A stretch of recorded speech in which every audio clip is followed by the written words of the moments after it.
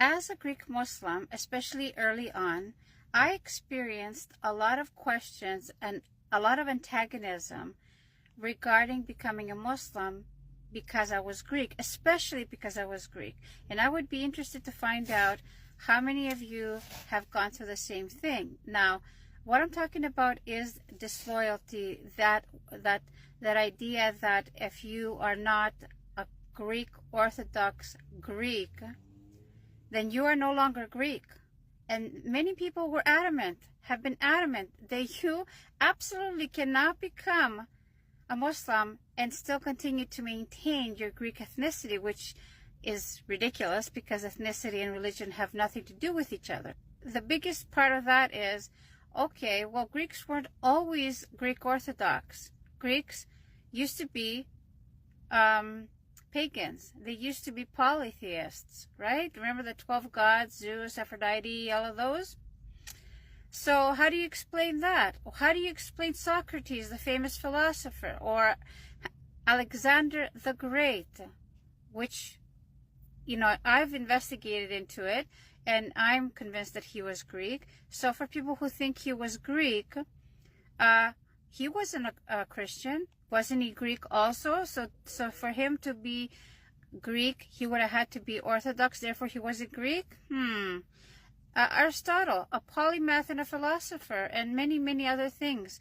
Does it disqualify him as being Greek because he wasn't a Greek Orthodox? What about Pythagoras, a famous mathematician who came up with a Pythagorean theorem? What about Archimedes? Remember Eureka? What about him?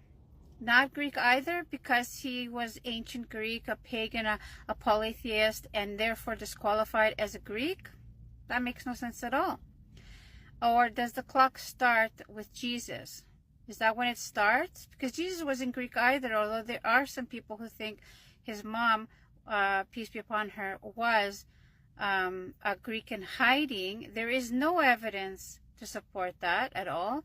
The fact was that that area where where Jesus was born was heavily habitated by Greeks, and yeah, there is a chance that he probably did speak a little bit of Greek or knew a few words in Greek, but it's definitely a fact that he spoke Aramaic and Hebrew, and he taught Hebrew in the temple. So there's no evidence to support that he was Greek. Okay, so if the clock starts at that point, are you aware of the fact that at that time, all the Greeks were pagans and polytheists, and they didn't subscribe to a monotheistic religion?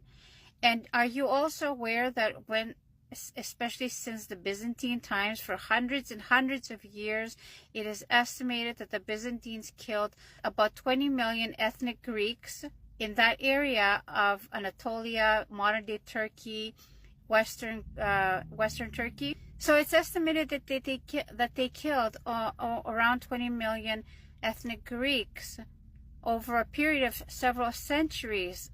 Why are you so stuck on being Greek Orthodox then? Because your conquerors, or the people that were in control of that area at the time, killed you in the millions to force you to become Greek Orthodox. Does that mean you weren't Greek before, or it made you Greek once you became a Christian?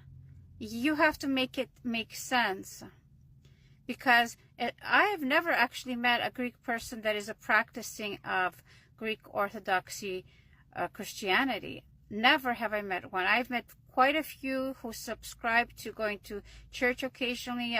I've never met one that owns a Bible. I've been to many houses in Greece that have these little icons and candles and stuff that they light, pray to all these saints and Jesus and his mom and all of that. But I have never met an actual practicing Greek Orthodox person. What exactly does that mean if you're a Greek Orthodox practicing person? Inquiring minds would like to know. And so my concern isn't with being loyal, and I'm sure whoever converts to Islam, they're not concerned with being loyal to their, these ideas that they have in the culture, which is what that is. It's a cultural thing. But the most important thing for me is my existence. What's the reason for my existence, and what's going to happen to me in the afterlife? Now, granted, only God knows what will happen to us in the afterlife, but having found a religion that appeals to my logic, and then I have the faith, I'm not going to let it go just because I have to be loyal to some idea, okay? Because my existence and my afterlife are far more important than that, than my culture, far more important. So the reason I converted to Islam is because I finally found something that appealed to my common sense, and with my critical thinking, I can figure out for myself, I figured out for myself that this was the religion for me, because Islam is a monotheistic religion, okay? It doesn't play around with a son or a wife or a mother or in-laws or anything like that.